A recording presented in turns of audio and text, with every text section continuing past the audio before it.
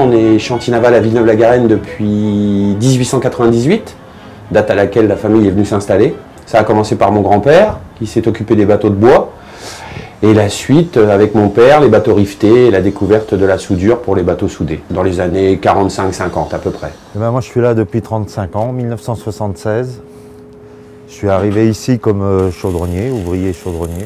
Ça a continué de père en fils, mes parents ensuite mon frère et moi, nous ne sommes que deux. Mon frère s'occupe particulièrement de la partie technique, il est sur le terrain.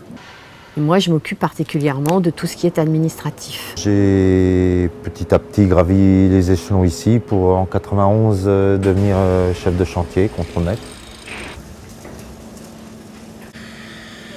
Descendre un peu. Alors, la principale activité du chantier, désormais, c'est plus la modification, transformation et construction de bateaux logements, pontons, bateaux restaurants, bateaux promenades.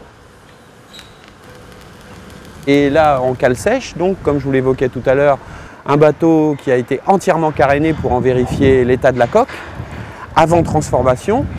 Et cette dite transformation dont un architecte a fait un plan, en fin de compte, est assujetti à une norme et surtout est assujetti à une autorisation préalable des services de navigation. On a pris contact avec le chantier Van den Bosch pour faire ce qu'on appelle la sortie de l'eau et puis vérifier donc toute l'épaisseur de la cale. Alors, au sein de notre entreprise, le chantier naval Van den Bosch, comme beaucoup d'activités à Villeneuve-la-Garenne, on est assujetti à des normes de sécurité très draconiennes qui nécessitent un grand respect de la voie d'eau. On n'est pas classé entreprise à risque, mais je dirais que les activités du chantier peuvent éventuellement polluer. Donc pour éviter tout risque de pollution sur l'environnement, on fait le nécessaire et nous avons décidé de passer dans une norme 14001. Nous, on utilise beaucoup de flammes, à savoir la soudure et le chalumeau. Donc automatiquement, tout ce qui est matière inflammable est dangereuse pour la sécurité, mais aussi dangereuse pour l'environnement. Et concrètement parlant, donc, nous avons, comme je l'ai déjà évoqué, donc, des rétentions d'huile qui se font automatiquement au niveau du chantier. Au niveau du coût, oui, c'est très important. Déjà d'une part par la formation qui est payante, l'achat de matériaux, l'achat ne serait-ce que des cuves, des containers pour réceptionner les peintures.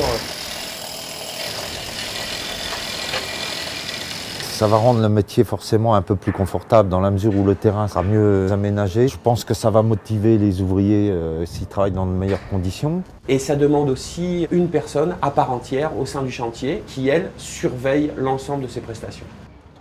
On fait le nécessaire pour présenter une activité propre et saine pour l'ensemble du personnel, comme pour les clients et comme pour l'environnement. Le développement durable, c'est l'avenir.